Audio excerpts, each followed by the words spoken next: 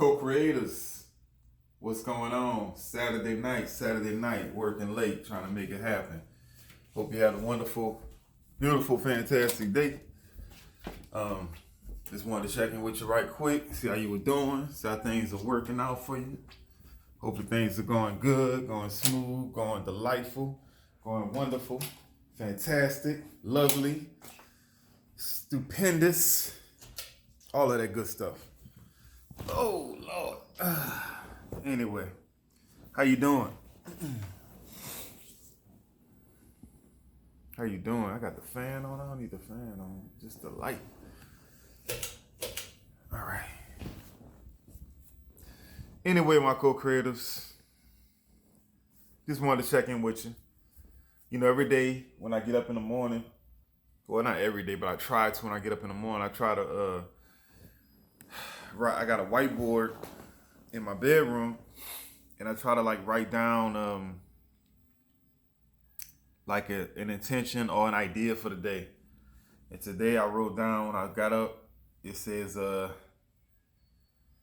you are the only answer. And I guess that came to mind because, certain things, happen, and certain things that we go through, or I go through, and I'm always trying to figure out, okay, what I gotta do, what can I do? And you meditate, you pray and do all that, but what they say, prayer without works is nothing. And so at the end of the day, no matter how much you praying or hoping or wishing or meditating, you still got to get up and do the action. So you are the only answer. You may have been given some gifts, some talents, some abilities naturally, but at the end of the day, if you're not using them, if you're not actually engaging, then you're not going to get where you're trying to go, or you're not going to solve the problems that you're trying to solve. You know what I'm saying? So you are the only answer. Don't be looking up there or looking down there or looking over there or looking back or looking forward. Look in the mirror. Look inside yourself. You are the answer. You have to activate what God has given you. Whatever way you want to look at it, you have to put it in work. You have to do the action. You have to be available. You have to be in position to do, to receive. You have to be in position. In order to be in position, it's up to you. You got to move. You got to be diligent. You know what I'm saying? So anyway, I was thinking about how important imagination is. Imagination is very, very important. And I know as kids, we were kind of not really, a lot of times, like when I was growing up at least, the imagination was kind of always stifled a little bit. Like you hear people say, oh, get your head out the clouds. Are you paying attention? Are you listening? What are you doing? What are you thinking? Why did you do that? Your imagination when you're a kid is huge. It's everything. And it really never stops being everything, but we settle into a certain image and a certain imagination of life, and that's what we agree to. There's no life without imagination. Everything we think we see is going through our imagination filters. And going through school, which I call prison practice, going through school and being around people that was taught to not use their imagination, you kind of get stuck in a certain way of seeing things. You kind of get stuck in a certain phase. You don't really see the world like you should see it. You kind of get desensitized in a way, because everything we think we're seeing, that's what we're seeing. I've discussed this plenty of times, and over the years, I've been kind of been called out as being kind of with my head in the clouds, like always looking for the silver lining or the best case scenario and not dealing with reality and all that stuff. But as I've gotten older, I'm like, instead of thinking of my head's in a cloud, maybe maybe I'm thinking about the future. I'm imagining how things could be. You know, am I faking or am I forecasting? You know what I'm saying? Am I forecasting the future or am I faking? Am I pretending or am I projecting? Am I seeing what things are going and what they're going to lead to? Are you fantasizing or are you focused? Do you see a vision of where you're trying to go? You know what I'm saying? Are you daydreaming or are you deciding? You have a clear, concise picture. Don't ever let anybody tell you that you're living in a fantasy world. You know what I'm saying?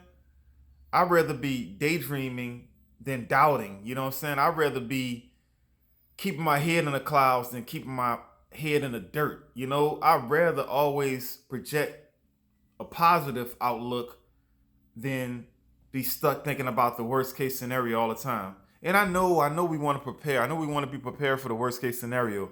But I'm telling you, folks, sometimes if you overthink that worst case scenario, you calling it to you. You are attracting it to you. So, you know, I don't think there's nothing wrong with living in a fantasy. You know, it's a fine line. You know what I'm saying? You don't want to just totally be just not pay attention to things right in your face. That's a danger. But at the same time, you got to keep your vibration up. In order to keep your vibration up, you got to be a dreamer. You got to fantasize. You got to see some things that may not be there. You got to you got to see silver linings in those storm clouds. You know, you can't just be stuck and always thinking about what could happen, the worst thing that could happen. You know what I'm saying? You got to be a dreamer. You know, you got to be out there in the ether. You know what I'm saying? If you want it, you got to be it first. You know what I'm saying? You got to see yourself as it first. You got to speak it first. And there always going to be people that's going to be like, well, how you know that's going to happen? You know, you tripping or you using your imagination, whatever. Nah, that's how you got to be. Once you realize that that's how things work, that's how things turn out in this world, by just the way you see it, then you'll see the big picture. You'll see how it all works out. You'll start to see the big picture, that everything you're dealing with now is because of what you decided to accept. And that's for human beings on a whole. Whatever we're dealing with is whatever we decided to accept, folks. So anyway, co-creators, I'm not going to stay on here too long. I just had that idea and I just wanted to throw it out there. And don't be ashamed about daydreaming, about fantasizing. That's your superpower. Your imagination is your superpower, folks. That is the human being superpower. Our imagination. We have the ability to take something that's unseen, unheard in our head, in the ether, take it. Nobody don't even know what it is. We can take it, we can put it on paper, and then we can create it into reality. That is the human being superpower for now. We have the ability to do that, folks. So don't suppress that. Don't deny that. Don't let the naysayers get in your head. Don't let the so-called limitations get in your head. Anything is possible. This world is extremely malleable. You can mold it and shape it, manipulate it into anything you want. You can live any kind of way you want to live, folks. Trust me, I know a lot of people that's walking around like, damn, are they even on the same planet as me? They seem happy though. Anyway, my co-creators, I love you. Take care of yourself. Take care of your body. Make sure you fast, 30 minutes workout, meditation, turn off the news, leave your cell phone at home sometime. That's it. I love you, my co-creators. I'll talk to you later. Bye.